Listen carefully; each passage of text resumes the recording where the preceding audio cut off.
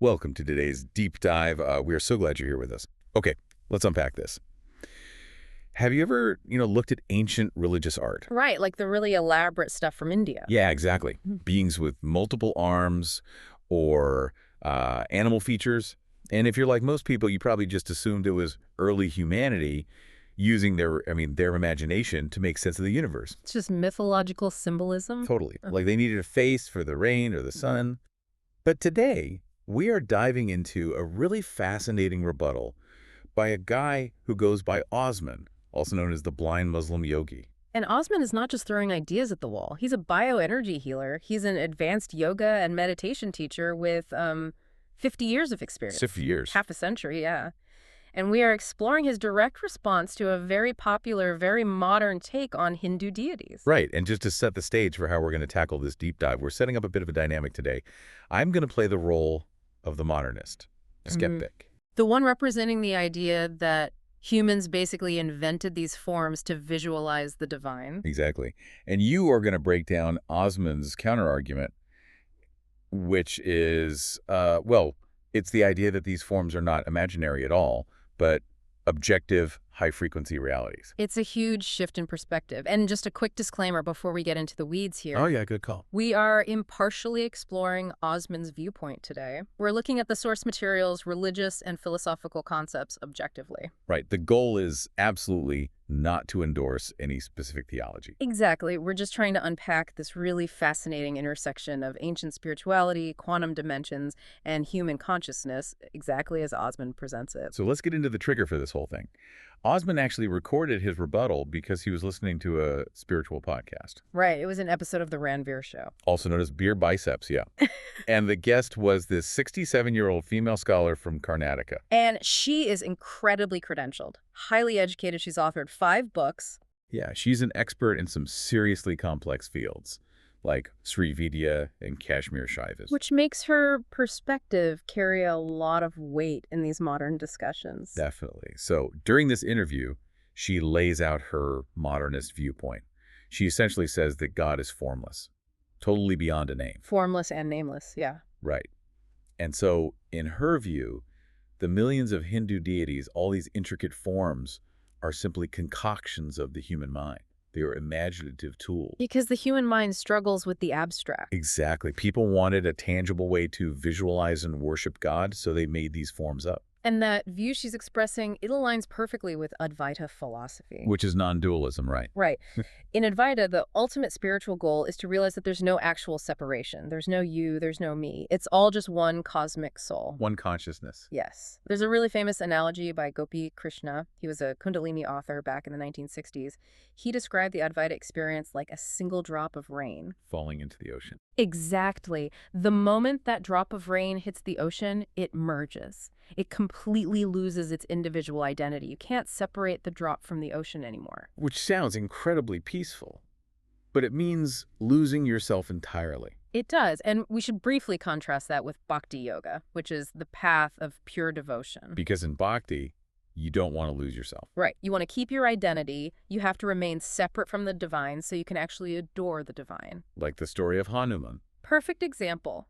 Hanuman refused the highest spiritual boons. He could have merged with the absolute, but he basically said, no thanks, I want to remain a devotee of Lord Ram. He wanted to keep his form. Exactly. But this scholar on the podcast was very much leaning into the Advaita view. The absolute is formless, and the deities are just stepping stones for the human mind. Okay, here's where it gets really interesting.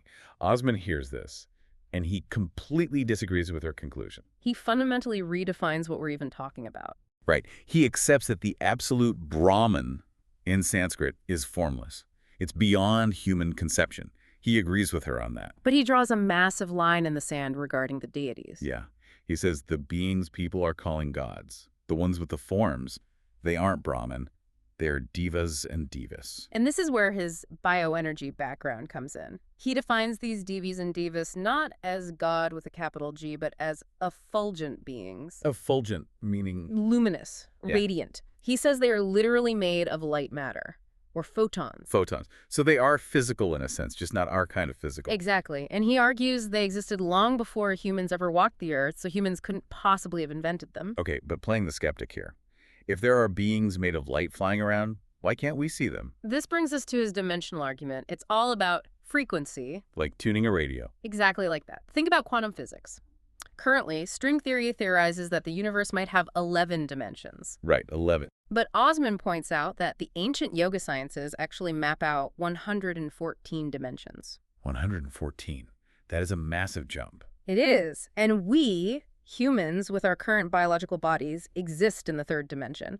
We operate at a specific, relatively low frequency. So our eyes only catch a tiny sliver of reality. Right. And these divas and devas, they exist in higher frequency dimensions. They're vibrating at speed that we simply can't perceive under normal circumstances. Okay, but if they are invisible to us because they are in a higher dimension, how did humans know to draw them with, say, an elephant head or a specific number of arms? If it's not human imagination, where did the exact artistic forms come from? What's fascinating here is Osman's answer to that exact question. He says these forms were not imagined, they were revealed. Revealed to who? To the ancient rishis and sages.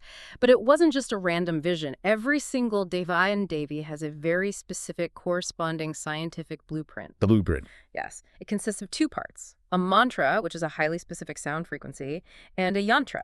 And a yantra is the physical drawing, right? Yeah, it's a two-dimensional geometric form. It's made of interlocking circles, triangles, lotus petals, and specific Sanskrit alphabets. It literally looks like a schematic. Because according to this view, it is a schematic. Osman argues this is an objective technology. So how does the technology work? If you recite the specific mantra correctly, the exact sound frequency, and you visually focus your consciousness on that specific yantra. You essentially dial into their dimension. You do. And Osman claims that if you do this correctly, you will perceive the exact same three-dimensional, multi-armed, effulgent being as anyone else across the globe who does it. Wait, really? So it's an objective reality? Totally objective. If I do the formula in New York and someone else does it in Tokyo, we see the exact same entity. Not just a vague light, but the exact same form. Exactly. It completely removes the idea of subjective imagination. The ancient sages didn't invent the gods. They documented the mathematical passcodes to see them. Okay, I have to bring up a modern parallel that Osman uses here because it blew my mind. He compares this ancient process to modern psychedelic experiences. Especially compounds like DMT or magic mushrooms. Right, because if you look at the reports, and there are thousands of them online, you have total strangers all over the world taking DMT. And they report breaking through to another dimension. Yes. And they don't just see random trippy colors. They frequently report meeting the exact same entities. The machine elves, or the geometrically impossible beings of light. Exactly. Which totally backs up Osman's point that these higher frequencies hold objective, independent beings. It's not just a hallucination generated by the brain, because how could strangers hallucinate the exact same beings? It's strong evidence for his paradigm, but Osman is also incredibly cautious about the psychedelic route. All right, he doesn't recommend it. Not at all. He sees DMT as unearned access. Unearned access. Yeah.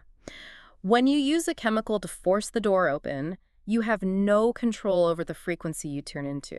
People often tap into lower frequencies where they encounter frightening or malevolent entities. Which can be deeply traumatizing. Extremely. Because your physical body, your biological hardware, isn't prepared for the energetic load. Osman says people can literally go insane because their nervous system just shorts out. And Osman actually shares a personal experience about this, right? About the hardware problem. He does. It's a crazy story. When he was 19 years old, he had a profound samadhi experience. Samadhi being a deep, deep state of meditative union. Yes. He wasn't on psychedelics, but his consciousness accidentally touched this incredibly high frequency. And how did he describe it? He said it was like putting 1,000 watts of electricity through a 40-watt light bulb. Oh, man. The 40-watt bulb being his 19-year-old nervous system. Precisely. He was instantly overwhelmed. He was in tears. He got violently nauseous. He said he had to stop the experience within seconds, right? Mm-hmm. He had to physically force himself out of it or his bulb was going to blow. His body was going to fail. Wow. So how do you safely interact with these beings, then, if a brief connection almost breaks you? This is why Osman practices Kriya Yoga. Ah. He views Kriya Yoga as a systematic way to slowly upgrade the body's energy capacity, You are literally upgrading your biological hardware to handle higher wattages. Step by step. Right. In the source material, he mentions that he is currently at level 731 of these energetic increments. 731, that is some serious dedication. Well, it takes decades. But because he's done that work, he can now safely handle these high-frequency encounters without his nervous system shutting down. And when he does encounter them, the way they communicate is totally wild. They don't just speak English or Sanskrit. No, it's not linear language at all. It's mind-to-mind telepathy. But not like hearing a voice in your head. More like a massive, instantaneous data download. Osman describes it as getting the equivalent of 1,000 hours of video downloaded into your mind in 1 second. 1,000 hours in 1 second. Yeah. And because the human brain operates in the third dimension, it's way too much data to process in real time. So what happens? It takes time for the biological brain to unpack it. It might take days, weeks, or even months for that 1 second of high-frequency download to translate into linear thoughts and words that you can actually understand. That is just incredible. So what does this all mean? We started this deep dive looking at the modernist view. The idea that ancient texts were just primitive mythology. Or psychological crutches for early humans. Right. But Osman's framework is a complete paradigm shift. Yeah. We're suddenly looking at these ancient texts as highly advanced mathematical blueprints for accessing 114 different frequency dimensions. It really challenges you to think about how you view your own reality, the software of your mind and the hardware of your body. Totally. Because whether you take Osman's view literally, that there are actual photon beings hanging out in these higher dimensions, or you take it metaphorically, it completely shatters that modern arrogance we have. The assumption that ancient people were just making things up because they didn't have iPhones. Exactly. They weren't making it up. They were using a different kind of science, a biological and sonic science. And they were documenting their findings meticulously. Which leaves me with a thought that I just can't shake. If Osman is right, and the human nervous system is essentially a receiver, a biological radio capable of tuning into these hyperdense realities through specific sonic and geometric triggers. It makes you wonder. It really does. What other latent biological technologies are sitting dormant inside us right now, simply because modern society forgot the passwords? Thank you so much for joining us on this deep dive.